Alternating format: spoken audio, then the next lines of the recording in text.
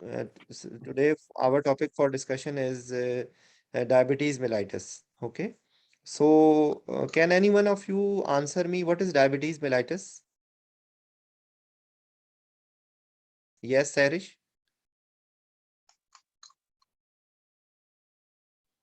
Assalamu Yeah. alaikum. Basically, diabetes mellitus is a metabolic disorder of protein, fat, and carbohydrate metabolism causing Okay. persistent hyperglycemia, and due Okay. to which there is the absolute or relative deficiency of insulin. Very good. Like majority of the people, they only answer that it is because of deficiency of insulin. There is hyperglycemia. Okay, so actually it's a first thing to understand that it is a metabolic disorder which is affecting metabolism of all sort, almost both, like carbohydrate, fat, and protein metabolism. Okay, so um, especially this question is from the people who are reading the basic sciences. How insulin in from where insulin is released?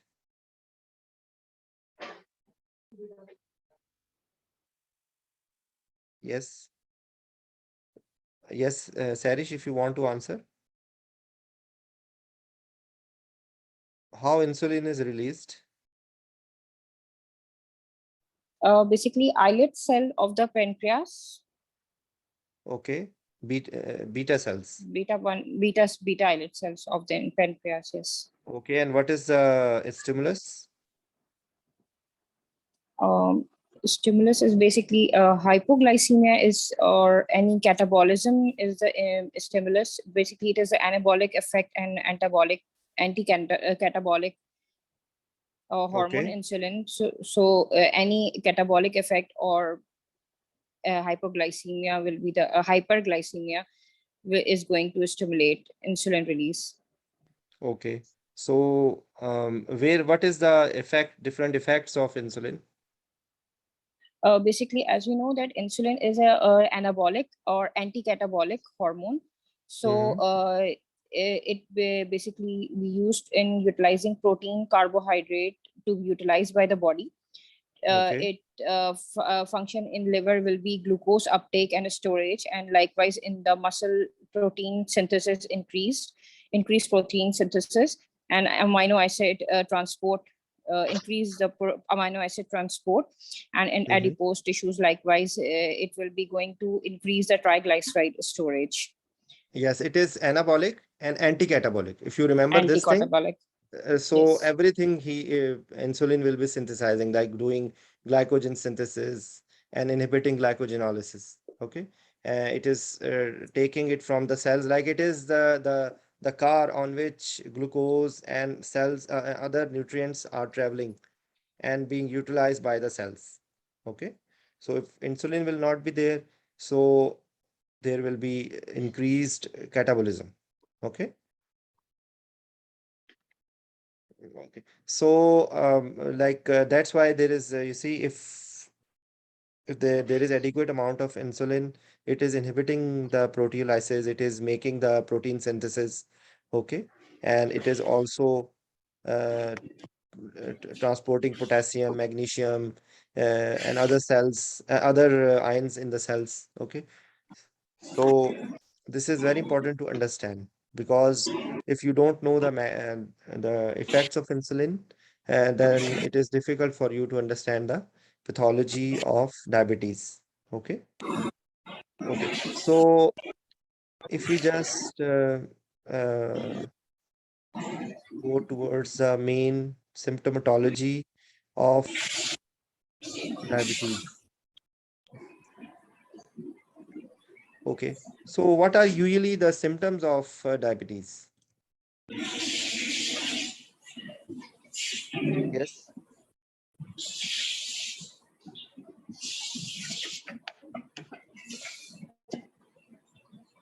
Anyone, please? Sir, may I बोलूं? Yes. May I speak? Okay. So symptoms basically include dry mouth, polyuria, and numbness of feet, numbness of Okay, just a arm. second. Just a second. Limbs. Just a second. Okay. Can you tell me, explain to me why there is polydipsia and polyuria? These because of hyperglycemia Hyperglycemia. What and happens in hyperglycemia? osmotic diuresis, Very basically. good. Okay. So Mhm. this is the reason. So now you understand that what is the reason for it. If you any for any symptomatology, if you know the reason, you will understand, Mhm. and you will. So that's why if you just think about decay or hyperosmolar non-cotic coma, okay, Mhm. there is severe dehydration. Okay. Yes. So one of the treatment of these things is uh, Hydration. to correct the dehydration. Okay. So Yes. this word Yes. is telling you whatever you are saying, try to have the reason for it. Because if you know the symptom, if you understand from symptomatology, you are done with it. You are done with the topic. Okay. So one thing Yes. is polydipsia, polyuria, and there is sense of non-satiety all the time. The patient is hungry because cells are crying. The glucose is there, but insulin is not Hmm. working properly, or insulin is not there to take it to the cells. So cells are Hmm. from the mechanism, they are creating the thirst mechanism, they are creating the hunger mechanism, and there is sympathetic discharge. So there is tachycardia and there is everything. Okay. So, okay, so Yes. this is one thing. So what else? This is one symptom. What else can be the symptom in diabetes? Sir, due to glycation of basically connective tissue, there must be uh, joint pain, stiff joint Joint, syndrome जो होता है. it's not pain, it's restriction Syndrome, of, yes. it's a Restriction restriction of of movements, yes. movements. Okay. What we say it? Yes. What we say it? Stiff joint syndrome. Stiff joint. So it Syndrome. is, we check a sign in that patient that's called as prayer sign. Yes, prayer sign. Glycosylation. Glycosylation, yes. Glycosylation, yes. Of connective tissues, basically. Okay. So, and then if it is, for example, if there is prayer sign is there, the patient is not able to close down the hands together. So this is Hmm. called as prayer sign. And if it is positive, then you are expecting that there will be problem in laryngoscopy and endotracheal intubation as well. Okay. Yes, and we So have this to is, put the smaller tube. yes. Okay. This is one thing. What else? Mm. Autonomic neuropathy. Try to, at the moment, because we are making the heading as symptoms, just try to correlate symptoms with the, or okay, no problem, we can make sign symptoms with the pathology. Okay.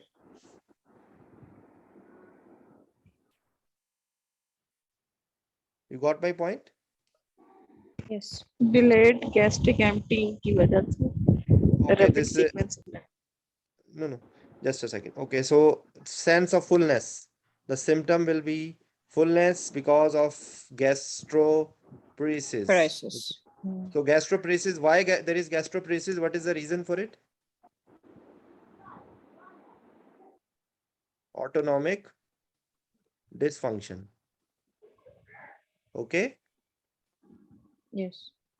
So this is the reason for this chances of, and then the next will be that this patient will be at risk of aspiration.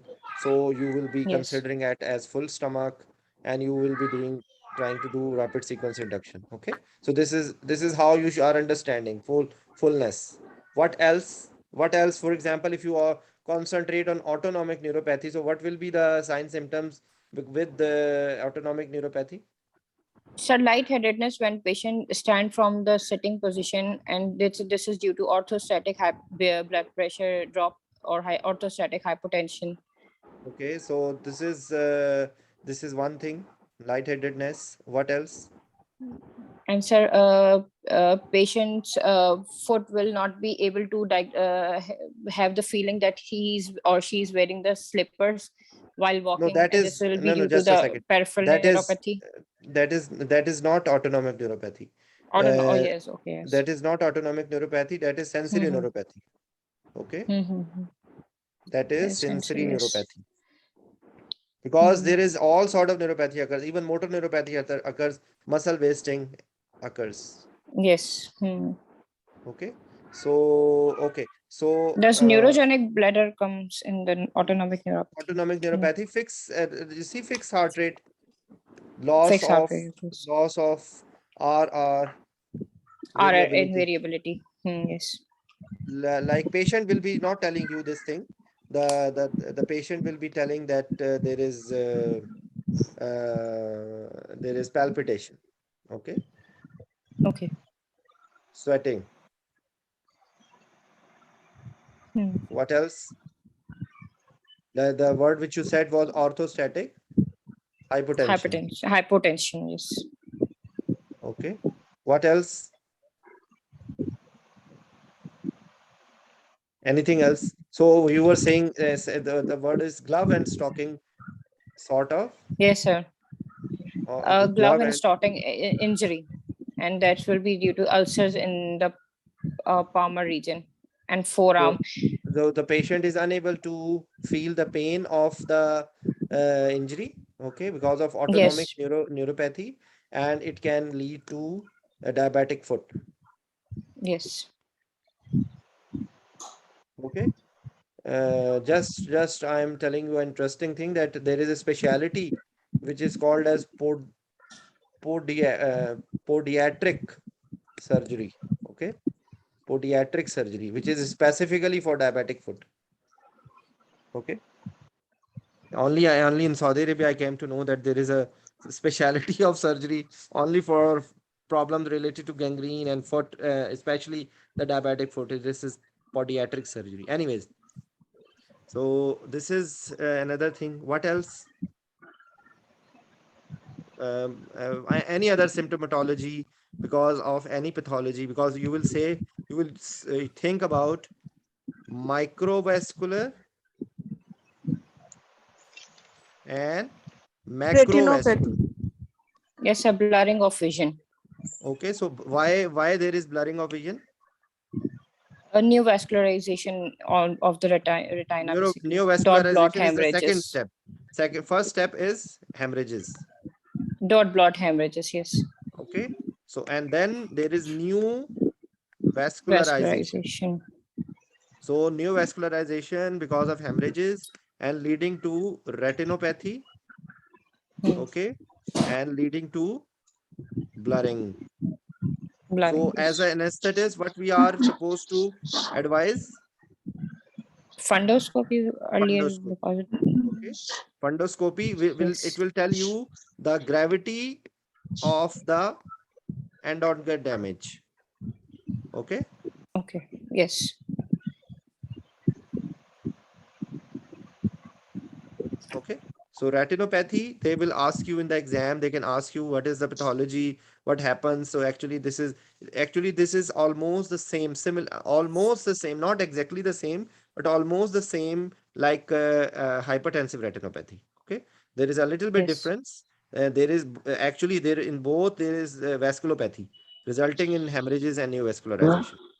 Okay. Hmm. So this is another thing which we have done now. What about any others? This is one of the microvascular. What is the other microvascular?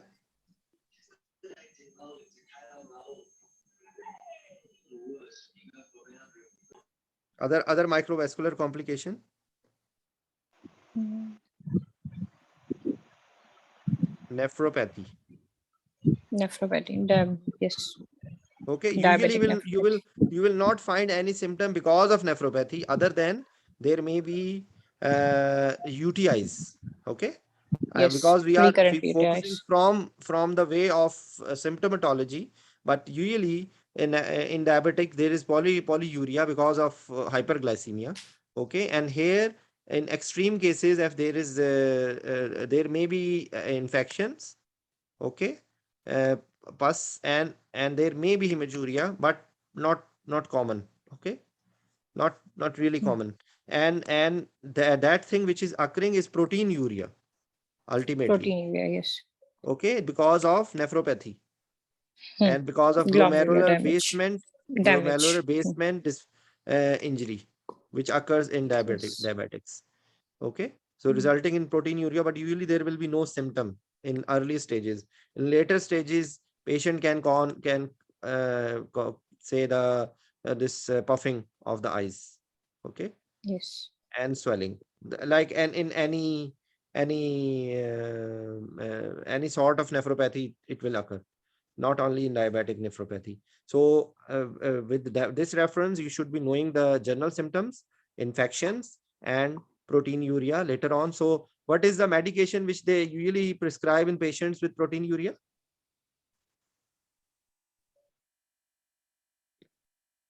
Anyone? It is AC inhibitors. ACE inhibitor, yes. Okay. In low dose, people advise, if someone is diagnosed as diabetes, even if the patient is not hypertensive, they start in low dose for the prevention of basement. I may not be able to explain the exact reason, but maybe it is uh, activation, some activity in the renin-angiotensin system. How it protect, maybe I will not be able to explain, but you should be knowing it how, because if you tell this, or if they ask this, they can ask you how it prevents. So you should be knowing the answer. At the moment, I'm unable to recall the exact answer. So, but do consider it. Okay. So now we are heading towards some words still about the autonomic dysfunction. I will just tell you how to pick the autonomic dysfunction.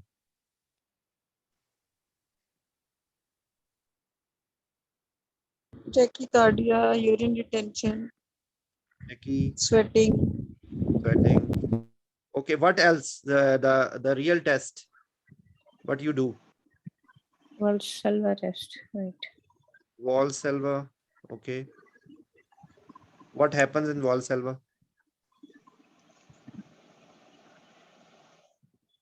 So basically, a Valsalva, we cannot do it clinically, and it is easier to do in the anesthetized patients, basically. We can do clinically as well. We ask the patient to hold the breath, Okay. or do any forceful activity. Okay. Okay.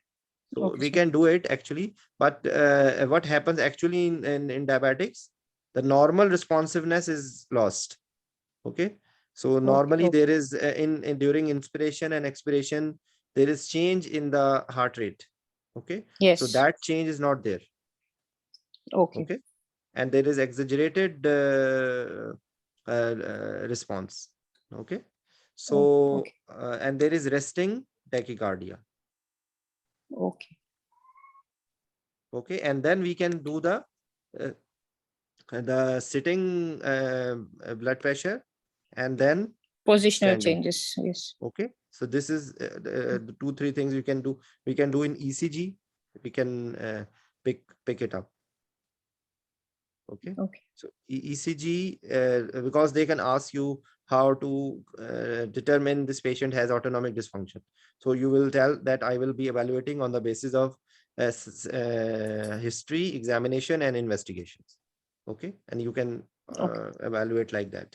So up till now, we at the same time, we are discussing in a slightly different way, but this is the objective way of learning, because this in this way you will not forget.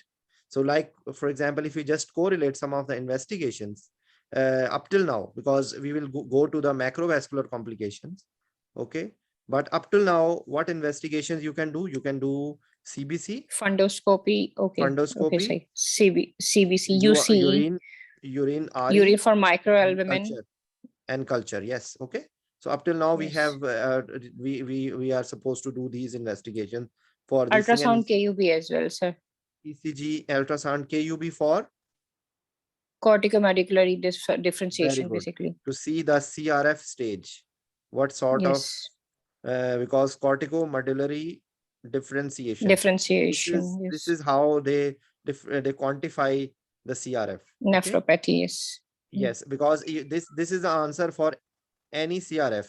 Even Yes. even for hypertensive patient, you can say the same word which you use here. Okay. Yes. What else? Okay, so Mm, now we will go towards the macrovascular complication. I think these are the investigation up till now. So for macrovascular, yes. what are the different macrovascular complications?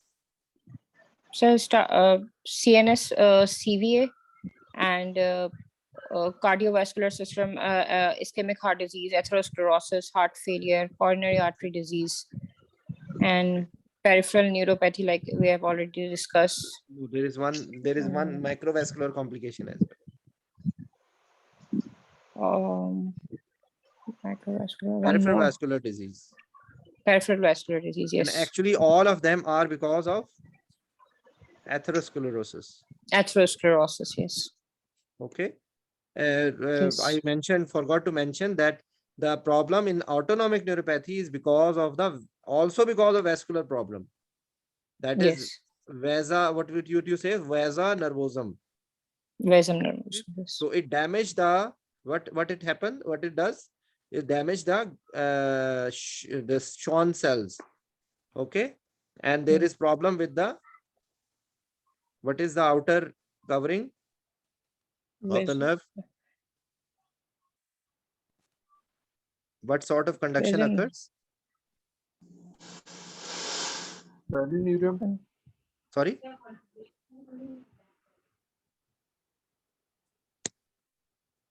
Yes. Who was talking? Perineurium, the outer covering of nerve cells. You see, the name is slipped from my mind, so please help me out. What is the sheath which covers the nerve? Epimysium, perimysium, and Myelin. myelin. Myelin sheath. Okay.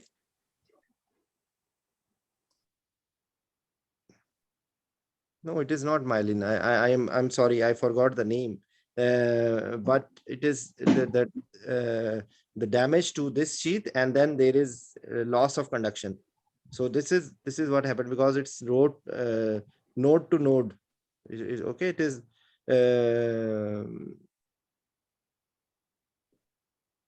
I'm sorry, I forgot the name, and um, I think myelin sheath is the word. I'm just out of my mind for the Demyelination of the sectors. demyelination. Yes. Okay. So Yeah. because of this damage, the demyelination occurs. Okay. Anyways, it's coming back to the atherosclerosis. So for example, if you just concentrate on CVA, so what can you find? So on carotid Doppler, we Actually, find actually, the better word is not CVA. The better word is cerebrovascular disease. Okay. disease, yes. Cerebrovascular CVD, disease, which can present in the form of TIA or CVA. TIA, yes. Okay. If it Yes. is a temporary one, it is TIA, and if it is permanent, TIA. and not resolving, that we say it as CVA. Okay. So how Yes. we can, there will be some history, and what investigation we can do to rule out? Invest carotid Doppler, CT scan, Doppler, CT scan, MRI, brain. MRI. Okay. So you will have Yes. the what referral would you say?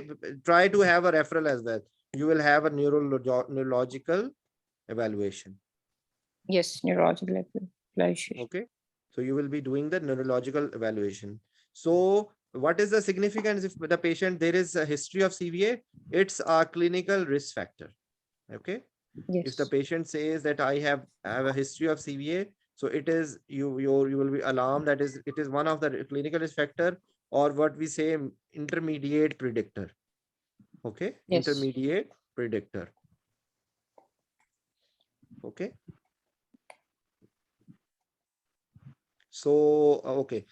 So anything else? Carotid Doppler, you can find, if there is carotid Doppler and there is some symptomatic, what will we do? Symptomatic obstruction of one of the carotids. What is the next So step for that? and Carotid and angio artery. can Yes, of course we will do angio. Angio hmm. is actually carotid Doppler and then angiography. Okay. Yes, yes. And then they do carotid endarterectomy. Okay.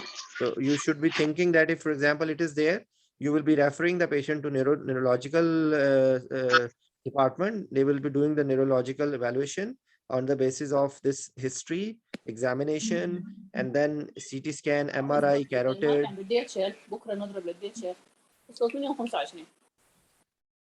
Please mute the mic. Okay.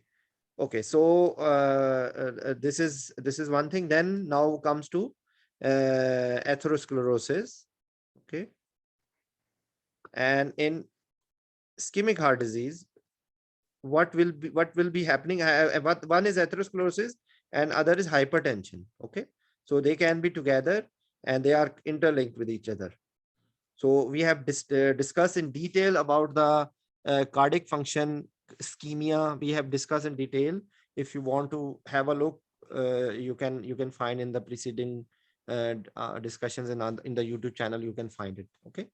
So, but usually what happens that there is a plaque disruption. There is because of diabetes, and there is accelerated atherosclerosis, which is resulting in this ischemic heart disease. Okay. And if because of effect of the peripheral vessels, there is hypertension. Okay. So when there is hypertension, there is left ventricular gradually there is left ventricular hypertrophy, and there is increased demand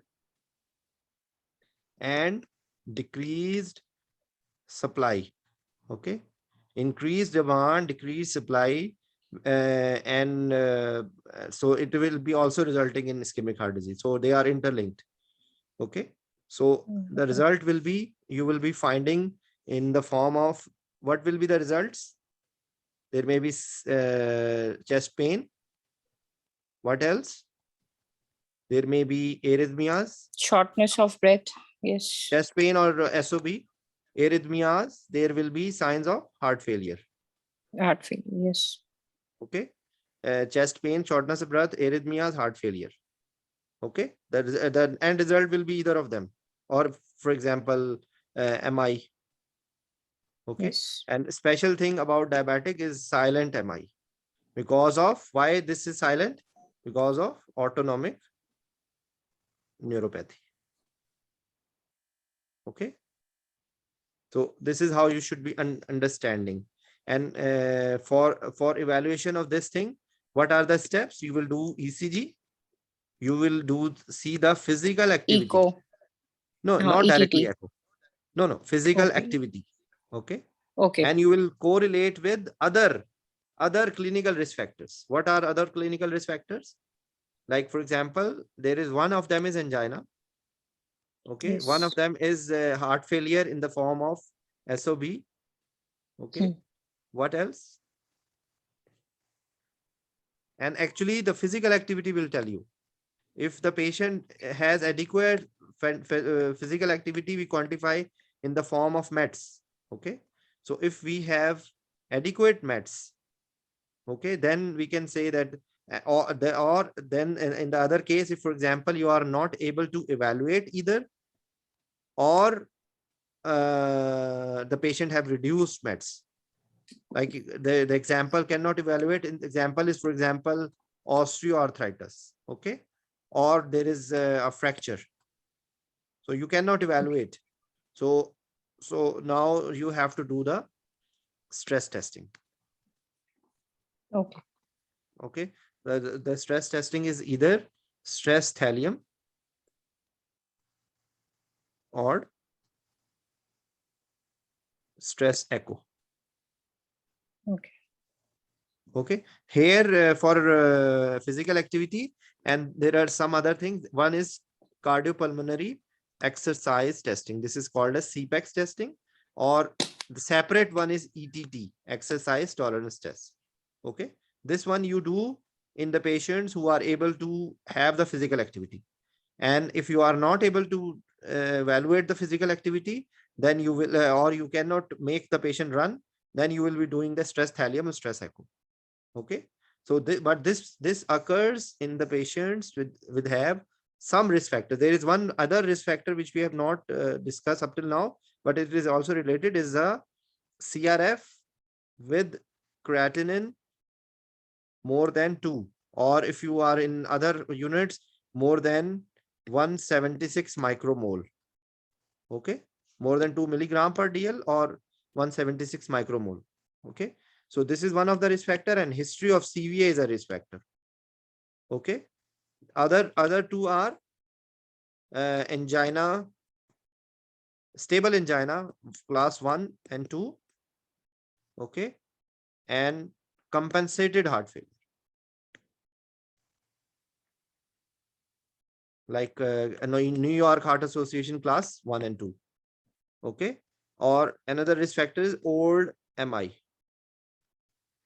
Okay, so I'm revising again and again because this is the most important thing on the basis of which you do from ECG further move on. Okay,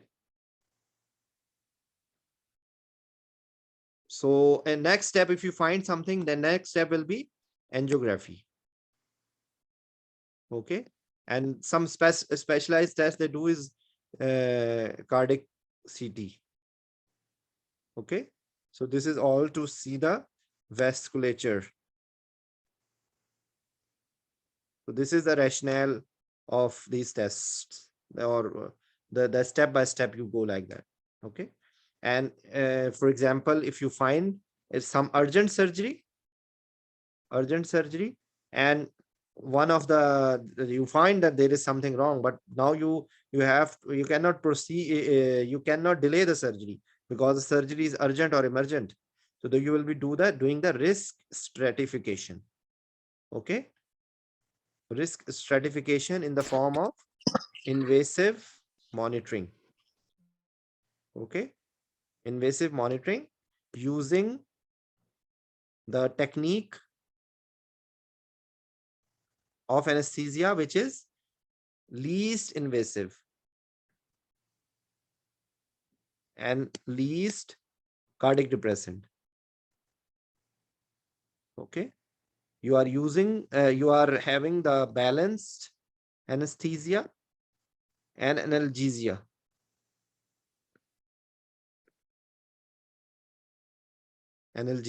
Okay, so this is how you, for example, if you find a patient who has some problems in the heart because of diabetes mellitus, but the surgery is urgent, so the answer is that you will be doing the risk stratification.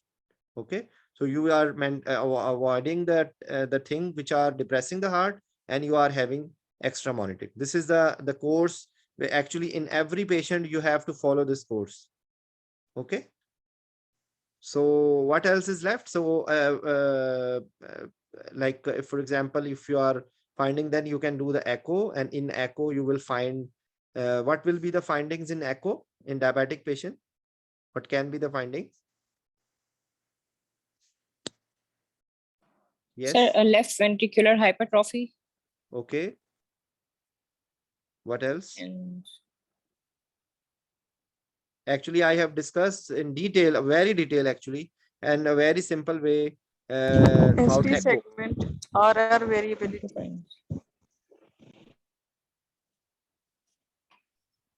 You can find the segmental wall motion abnormality. Okay. okay. Wall motion abnormality as a first sign of ischemia. Okay, and then it goes to hypokinesia or akinesia. Okay, left ventricular hypertrophy will be in the form of impaired relaxation. Okay, and this impaired relaxation we quantify in the form of E over A ratio. I have discussed actually in detail about it. I will just try to tell quickly that the passive filling of atria, of ventricle from atria is E. Okay, and the contraction is A. Okay, So gradually, when the left ventricles become stiff, this E will go down gradually and A will go up. So this will be showing that there is diastolic dysfunction. Okay. So the earliest sign is this one, and the later on, when there is element of failure, then only ejection fraction decrease. Okay. So actually, if you see a echo report and you see that ejection fraction is normal, it's least important. It's not important at all if ejection fraction is normal. Yes, if it is decreased, then it is significant. But if it is normal, it is not at all significant, especially in early stages of heart hypertension or anything we are focusing. Okay.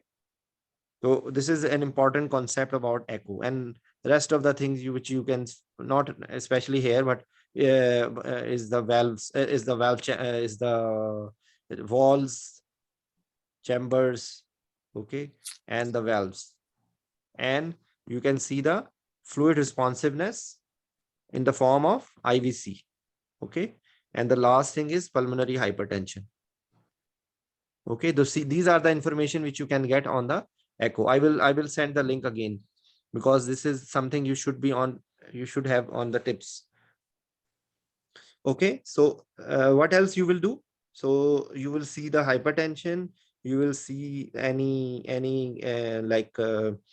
cardiac problem. So you are now we are finishing almost the microvascular and macrovascular. The remaining is peripheral vascular disease, which will be in the form. What is the symptom in it? In peripheral vascular disease, what we name it? It is intermittent claudication. Oh, yes. Okay, intermittent claudication, pain on walking and relieving on rest. Okay, so then they do the Doppler. Okay, and then the needed thing, what will be the next step? Maybe they are doing embolectomy. Okay, or they are doing they are giving some anticoagulants, antiplatelets, or TPA, or they do actually embolectomy. Embolectomy can be done by open or endovascular. Okay, so because whatever any investigation you are doing, you should be knowing the next thing which can be there. Because if you are only telling the examiner that, oh, okay, I will be doing, or if you are reading it, and even if they are asking in the MCQ this question and you don't know the next step, actually you are in lost.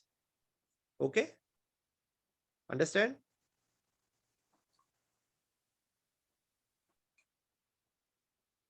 Okay, so I think we have covered almost the microvascular and macrovascular complication. Any question up till now?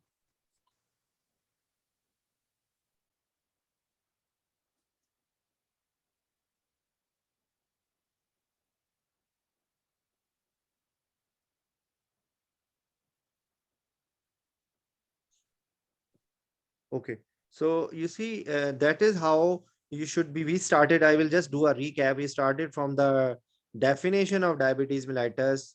And one thing which we did not do, actually, this is not important to us, but it is a frequently asked question, is how to diagnose.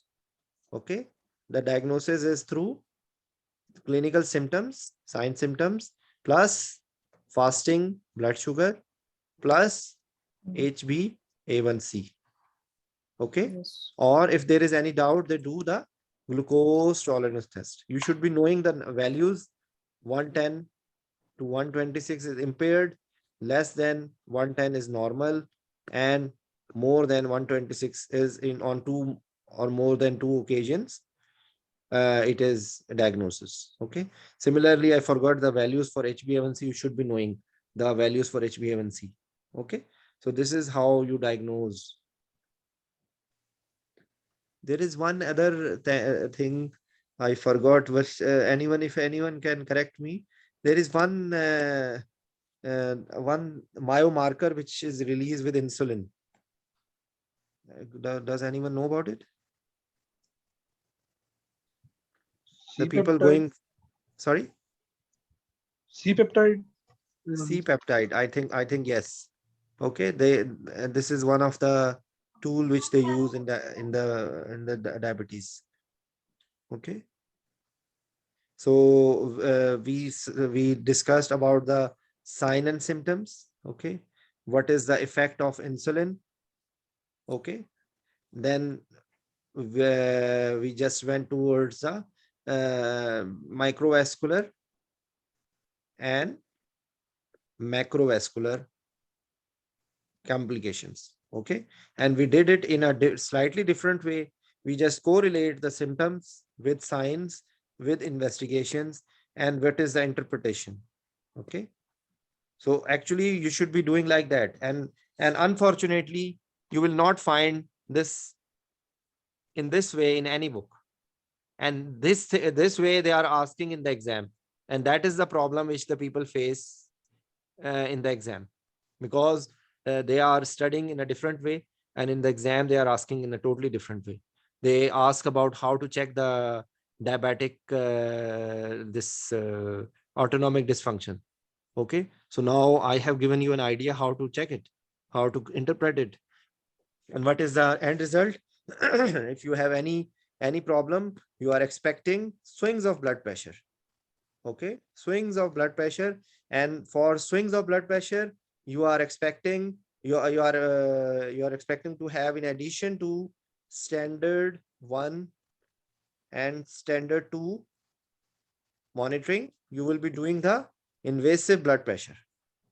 This will be mandatory. Okay, because otherwise there may be, and another thing is that actually you are doing RSI, but RSI is not safe in this regard. So you can think about modified RSI.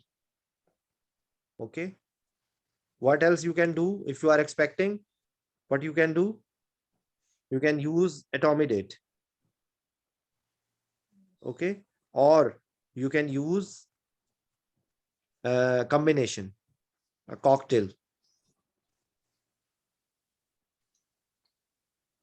Okay, but if you give 200 milligram propofol, you will have severe hypertension.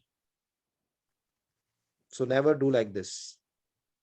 Okay, so actually people claim RSI, but RSI is not at all safe in diabetic patients. I don't know, but still it's written in the books. But you have to outweigh risk versus benefit. You can say, if you are saying it, you can mention that I will be doing the invasive blood pressure monitoring. What else? So for we said that there is risk of aspiration. So you are doing one thing which says RSI or modified RSI. Okay. Do you know difference between modified RSI and RSI? Anyone, please? What is difference between RSI and modified RSI?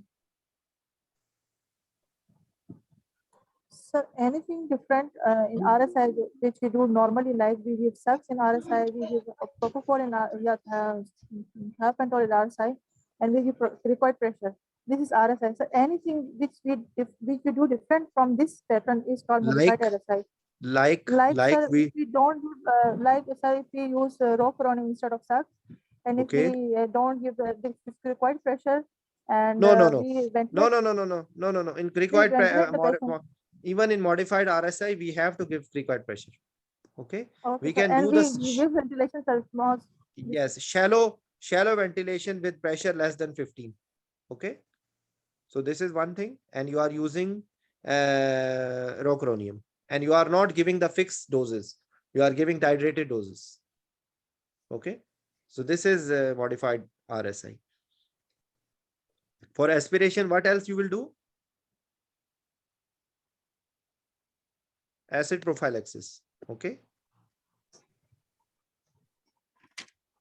Okay. Acid prophylaxis with H2 receptor antagonist or PPI, and prokinetic agent that like metoclopramide, okay, or domperidone. What is difference between domperidone and metoclopramide?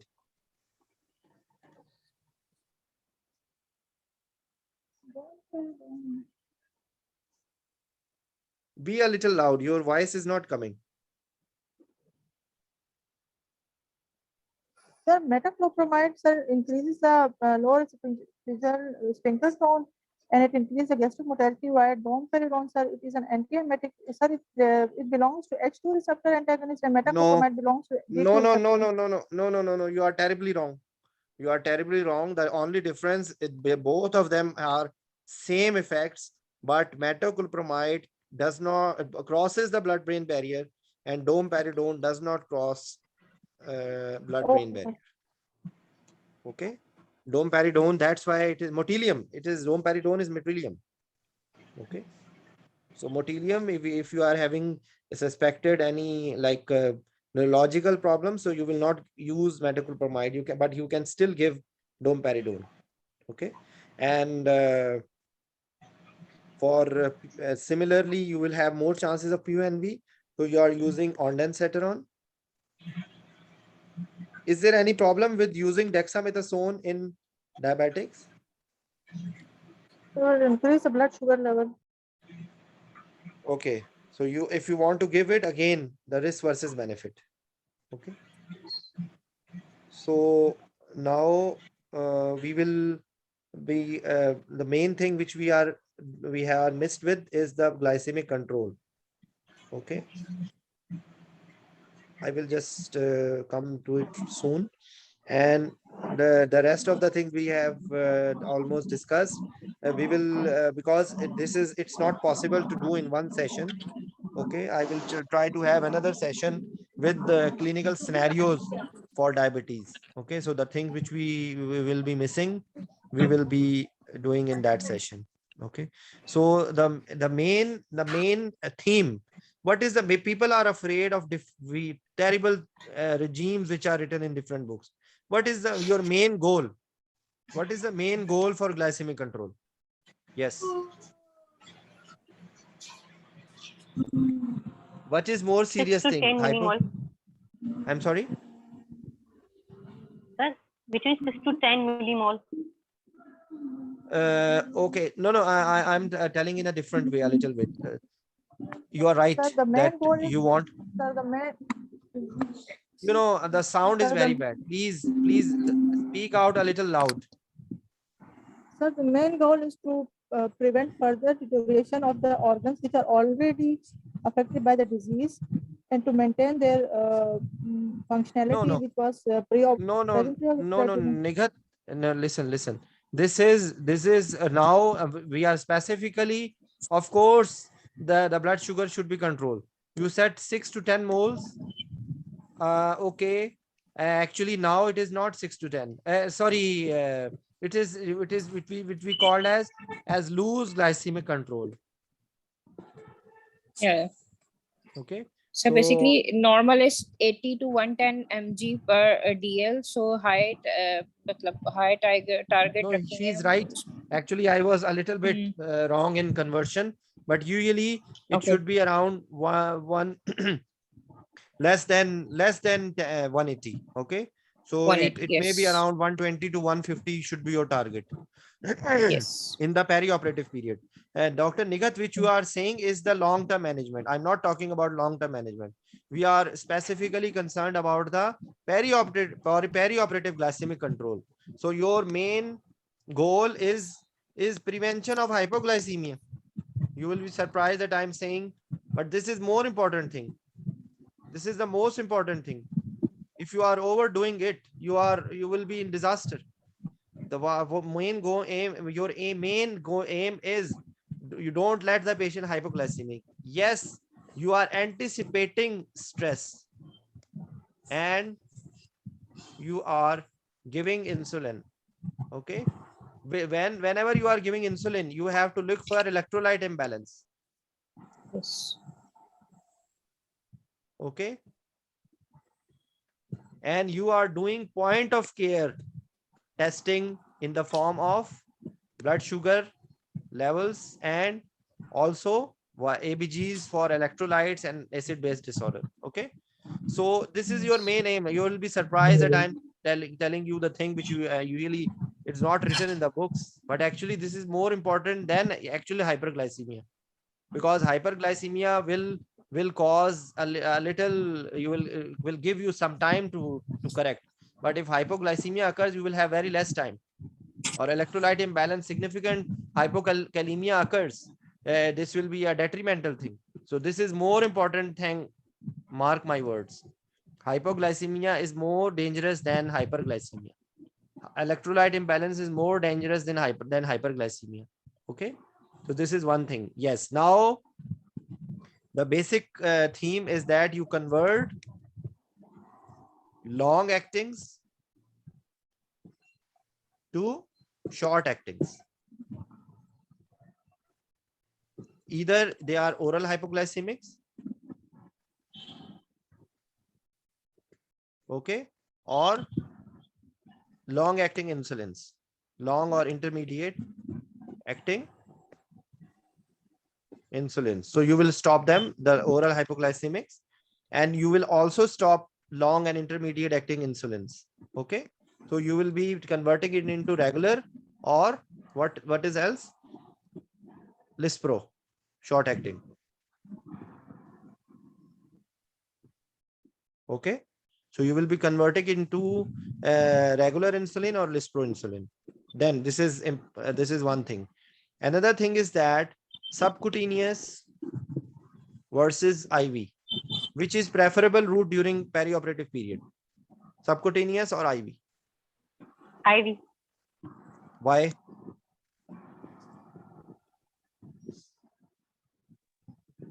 Sir, IV is more reliable than subcutaneous because Yeah, blood flow to the skin is not to be found on top. Dr. Sri Latha, you answered IV, so please explain to me. Dr. Hari, Dr. Sri Latha Hari, do you want to speak? No, sir. Okay, Dr. Nighat, you were saying, please continue. Sir, IV is more reliable because we know that it will reach the target organ, but subcutaneous during intra period or perioperative period, the blood flow to the skin is not that reliable thing. No, So you are using the word subcutaneously reliable, but you are not telling the reason. Because of problems related to absorption. absorption. So absorption is not predictable. Is not 100% predictable. Okay, among the IV, which is preferred, bolus or infusion?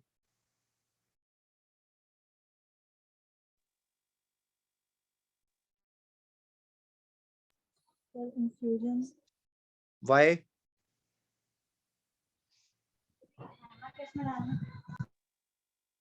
Sir, because in infusion, there will be a titrated control on the sugar levels. And in bolus, we suspect a sudden decrease or sudden not Yes. decrease. That's why. Okay. Yes, this is the reason.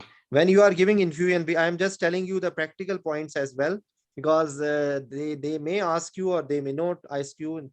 This is insulin is sensitive to light. So it should be covered with the foil. Okay. Whenever you are giving insulin, it is being absorbed by the tubing as well. Okay.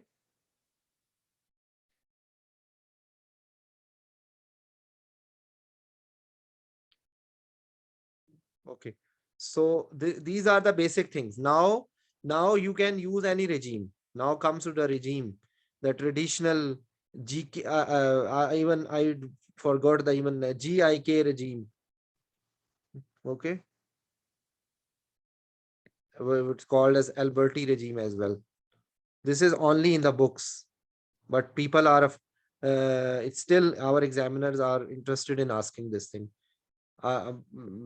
Practically speaking, it's till the time examiner does not ask you, no need. You can say that we can use any regime, and we have to get the targets. The targets, as we told, is controlling the blood sugar between 6 to 10 or 120 to 150. Okay, you can say, And what else is our target?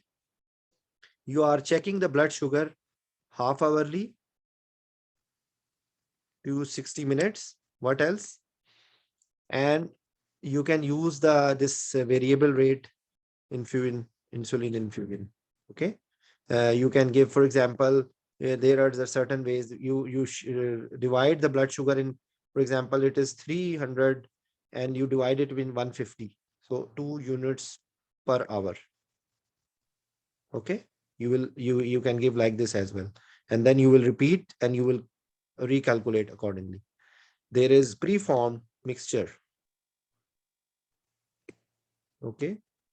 In which balance of dextrose, okay, electrolytes plus insulin, and they have labeled it that if it is between this rate, for example, if it is between 150, I'm in the habit of using this milligram per dl, but it's written in millimoles. So for example, if it is between this rate to this rate, you have to make it at this rate. For example, 150 ml per hour. It is written. Okay. It is a prepared infusion. Okay. So this is a simple way to explain. If the examiner asks you that these are my goals and there are different ways to do it, I will do like this. Okay. You can give a fixed infusion. You can make a fixed infusion and then you can give it according to this formula or according to this prepared formula, which is printed on the on the infusion. Okay. So this is how it's simple to answer this question. If they are asking you GIK, then you can tell about GIK. But usually it is like this, that you have to stop the long acting, convert it into short acting.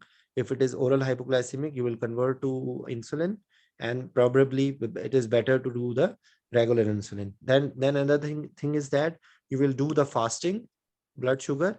And if it is, for example, less than 180, you will not give.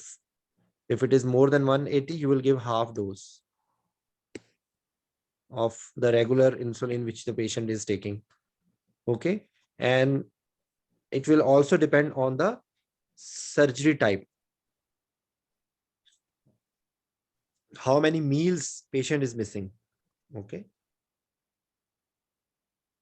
So if patient is not missing anything, there is a regime, no insulin, no sugar.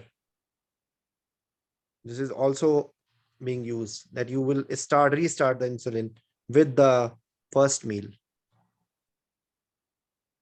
Okay. So this is how to control it. But remember one thing, people stress on the mode of infusion and they forget what are the targets. Goals are more important than how you control it. This is the basic message which I want to tell you. Okay. And at the same time, don't forget that you have to give dextrose as well. Okay. Because the diabetics, it doesn't mean that the diabetics doesn't require dextrose. Another confusion is about ringer lactate. People think that it is contraindicated to give ringer lactate. It's not like that. You can give balanced salt. Okay. Because if you give normal saline, what is the problem with normal saline in diabetics?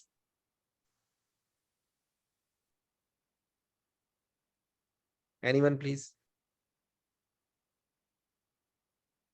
Because of poor perfusion or poor there are chances of diabetics patient going in acidosis. So the normal saline which you use is very high in chloride. So chloride itself is a big cause of acidosis, hyperchloremic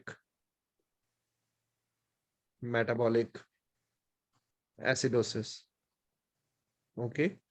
So it's not like mandatory to give normal saline. Yes, you can give part of it, but actually you can, or you should give ringer lactate as well. Or if you have plasma light, that will be even better than ringer lactate. Okay. Because you can control the blood sugar with insulin.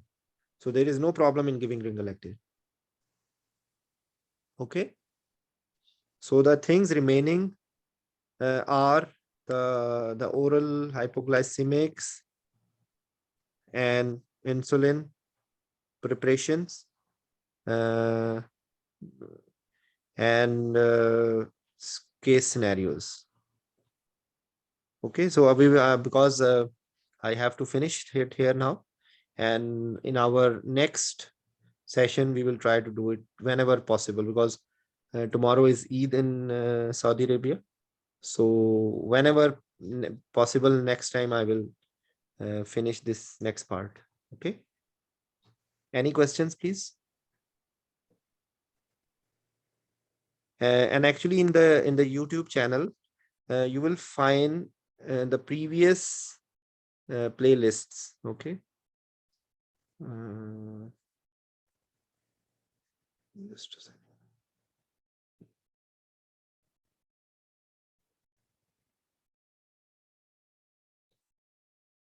So if you go there,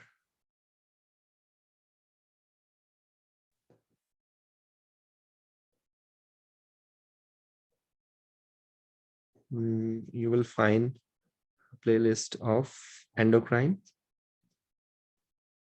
Actually, I have made the playlist for diabetes separately as well, but I have discussed in detail before. You can have a look here as well. You can find this one as well. I have discussed multiple times. So some of the things I have discussed before, please, whosoever wants to listen to it, it will be better for him or her. Okay. And in our this go, we will discuss again. So please do, you can follow it here. Okay. And this is the link which I share multiple times. I had opened actually these files, but I couldn't do it.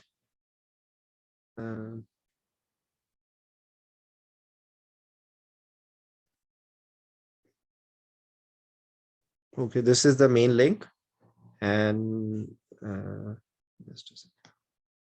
If you want to just go to the year wise, you will find the articles year wise. And if you want to go topic wise, like the year wise, you will find these three sources. This is ATU anesthesia tutorials. This is BG education. And these are another anesthesia analgesia ICU source. And these are all review articles. Even up to 2022, you will find all the articles over here. Okay. And people, because there is reluctance among all of you to read articles, because they say that it is not reliable. Believe me, there is nothing more reliable than these. That the books, they are not updated. They are printed 4 years ago, and you are reading it. In between, some things may be changing. Okay. And the book is bound to follow a specific pattern. These articles are not in any like restriction. They are covering that topic in a very nice way. So you see, if you, for example, if you just open it, you will find the learning objective. You see, these there is no match. That's why when I was a student, I did not have this facility of these articles. Okay, you are very lucky that now the world has changed drastically, and now everyone has got this access. And actually, these are paid articles which I have subscribed for all of you. Okay. And I just, whenever I get the recent, like few days ago, they sent this for, so I just put it here. Okay. So I will suggest you to have a look and please read, study from them. There is no source better than this. Then this is BJ Education. Previously, it was named as CEACCP. Okay. So again, even up to May, they have sent the May edition as well. Okay. So if you want to search, it is much easier for you to get it. See, up since the birth from 2001, all I have arranged for you people. Okay. And these are anesthesia tutorials. The latest one of 470, I think I did not put the 471. 470, I just saw dexamethasone. It was it. Okay.